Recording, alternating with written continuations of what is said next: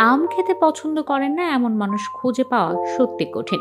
গ্রীষ্মের প্রখর তাপে যখন শরীর ও মন ক্লান্ত হয়ে পড়ে, তখন এক টুকরো পাকা আম যেন হয়ে ওঠে প্রশান্তির পরশ।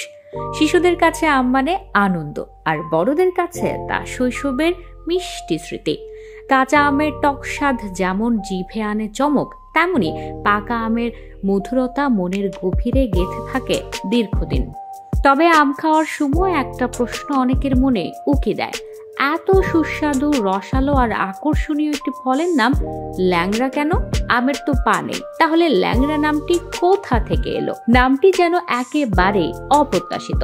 এর পেছনে কি কোনো গল্প বা ইতিহাস লুকিয়ে আছে? আম যদিও বাংলাদেশের জাতীয় ফল নয়, তবু এদেশের মানুষের হৃদয়ে আমের অবস্থান যেন রাজ সিংহাসনে।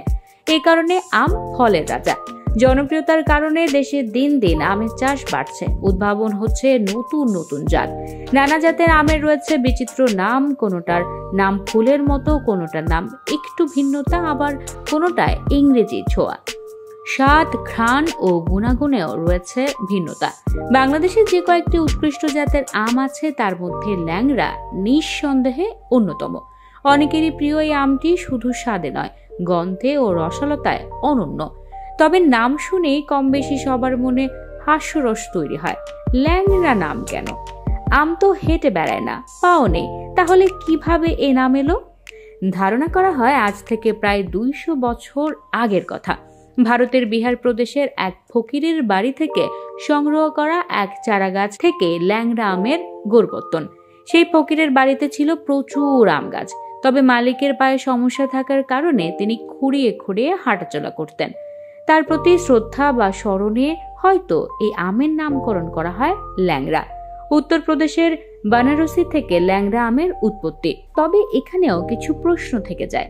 ফকির বলতে কি আমরা সেই ভাববাদী দরবেশদের বুঝি, নাকি দানের উপর নির্ভরশীল কোনো দরিদ্র ব্যক্তিকে? যদি তিনি কেবল দান গ্রহণ করিয়ে জীবনযাপন করতেন, তাহলে তার বাড়ির চারপাশে এত আম গাছ কিভাবে গড়ে উঠল? নিজেই কি সেই বাগান তৈরি করেছিলেন? এসব প্রশ্নের সঠিক উত্তর এখনো খুঁজে পাওয়া যায়নি। ল্যাংড়া আম পাকার পর হয়ে ওঠে হালকা হলদে রঙের। কাঁচা অবস্থাতে এর ঘ্রাণ মাতাল করা, বোটা চিকন, আটি পাতলা, ছোট ছোট টুকরো করে খাওয়ার জন্য আদর্শ। এটি পরিপক্ক হওয়ার পরে তুলনামূলকভাবে বেশি দিন ভালো থাকে, 8 থেকে 10 দিন পর্যন্ত। আটি পাতলা হওয়ার কারণে ল্যাংড়া আমের খাওয়ার উপযোগী অংশ বেশি থাকে। এটি একটি মধ্য মৌসুমী জাত, জুন থেকে আগস্ট পর্যন্ত বাজারে পাওয়া যায়। You are watching Raj TV, Jagorone, Bangladesh. Please subscribe our channel.